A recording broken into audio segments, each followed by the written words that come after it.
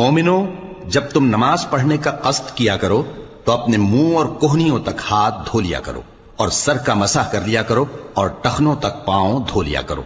اور اگر جنابت کی حالت میں ہو تو نہا کر پاک ہو جایا کرو، اور اگر بیمار ہو یا سفر میں ہو یا کوئی تم میں سے بیت الخلا سے ہو کر آیا ہو یا تم نے عورتوں سے مقاربت کی ہو، پھر تمہیں پانی نہ مل سکے تو پاک مٹی لو اور اس سے منہ اور ہاتھوں کا مسح یعنی تیمم کر لو۔ اللہ تم پر کسی طرح کی تنگی نہیں کرنا چاہتا، بلکہ یہ چاہتا ہے کہ تمہیں پاک کرے اور اپنی نعمتیں تم پر پوری کرے تاکہ تم شکر کرو۔ اور اللہ نے جو تم پر احسان کیے ہیں ان کو یاد رکھو، اور اس کے عہد کو بھی جس کا تم سے قول لیا تھا، یعنی جب تم نے کہا تھا کہ ہم نے اللہ کا حکم سن لیا اور قبول کیا۔ اور اللہ سے ڈرو، کچھ شک نہیں کہ اللہ دلوں کی باتوں تک سے واقف ہے۔ اے ایمان والو، اللہ کے لیے انصاف کی گواہی دینے کے لیے کھڑے ہو جایا کرو، اور کچھ لوگوں کی دشمنی تم کو اس بات پر آمادہ نہ کر دے کہ انصاف ہی نہ کرو۔ انصاف کیا کرو کہ یہی پرہیزگاری کی بات ہے، اور اللہ سے ڈرتے رہو، کچھ شک نہیں کہ اللہ تمہارے سب اعمال سے خبردار ہے۔ جو لوگ ایمان لائے اور نیک کام کرتے رہے ان سے اللہ نے وعدہ فرمایا ہے کہ ان کے لیے بخشش اور اجر عظیم ہے، اور جنہوں نے کفر کیا اور ہماری آیتوں کو جھٹلایا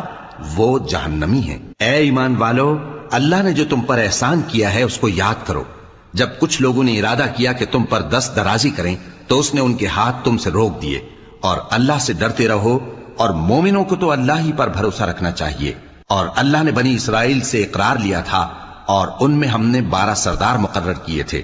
اور اللہ نے فرمایا کہ میں تمہارے ساتھ ہوں، اگر تم نماز پڑھتے اور زکات دیتے رہو گے اور میرے پیغمبروں پر ایمان رکھو گے اور ان کی مدد کرتے رہو گے اور اللہ کو قرض حسن دو گے تو میں تم سے تمہارے گناہ دور کر دوں گا اور تم کو بہشتوں میں داخل کروں گا جن کے نیچے نہریں بہ رہی ہیں۔ پھر جس نے اس کے بعد تم میں سے کفر کیا تو وہ سیدھے رستے سے بھٹک گیا۔ پس ان لوگوں کے عہد توڑ دینے کے سبب ہم نے ان پر لعنت کی اور ان کے دلوں کو سخت کر دیا۔